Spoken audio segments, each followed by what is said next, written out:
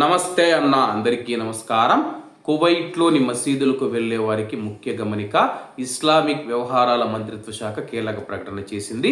వివరాల్లోకి వెళితే, Kuwait Islamic వ్యవహారాల మంత్రిత్వ శాఖ కువైట్ దేశవ్యాప్తంగా ఉన్న అన్ని మసీదులలో తారావీహ్ మరియు కియామ్ ప్రార్థనలు జరుగుతాయని ప్రకటించింది.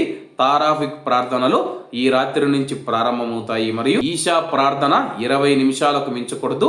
అయితే కియామ్ ప్రార్థనలు 30 నిమిషాలు ఉంటాయని చెప్పేసి 12 గంటలకు ప్రారంభమయ్యి 30 నిమిషాల పాటు కొనసాగుతాయని చెప్పి ఇస్లామిక్ వ్యవహారాల మంత్రిత్వ శాఖ తెలిపింది. ప్రస్తుతం కువైట్ దేశం ఎదుర్కొంటూ ఉన్న పరిస్థితుల దృష్ట్యా ఆరాధకుల భద్రతను నిర్ధారించడానికి మరియు ప్రజా ప్రయోజనాలకు సేవ చేయడానికి అన్ని మసీదులలో తారావీహ్ మరియు కియామ్ ప్రార్థనలు నిర్వహించాలని నిర్ణయించినట్లు మంత్రిత్వ శాఖ పంపిణీ చేసిన సర్కులర్లో పేర్కొంది.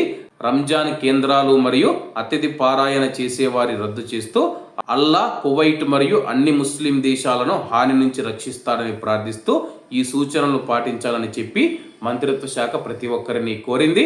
అలాగే కువైట్లో మనం చూసుకుంటే తారావీహ్ ప్రార్థనలు తిరిగి ప్రారంభం కావడంతో పెద్ద ఎత్తున భక్తులు మనం చూసుకుంటే మసీదులకు తరలి వచ్చారు.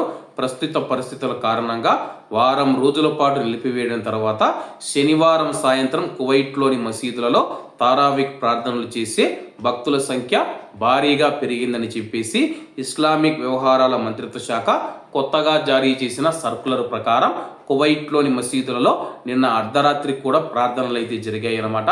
ఇవి ఇలాగే కొనసాగాలి. అలాగే కువైట్ మరియు గల్ఫ్ దేశాలు మనం చూసుకుంటే కానీ ఈ యొక్క రంజాన్ పండుగను ఆనందంగా సంతోషంగా జరుపుకునేందుకు యుద్ధం తక్షణమే ఆగిపోవాలని చెప్పి ఆ యొక్క భగవంతుని అందరూ ప్రార్థిద్దాం. కాబట్టి అందరూ బాగుండాలి, అందులో మనం ఉండాలి. అందరికీ నమస్తే అన్న, జై హింద్.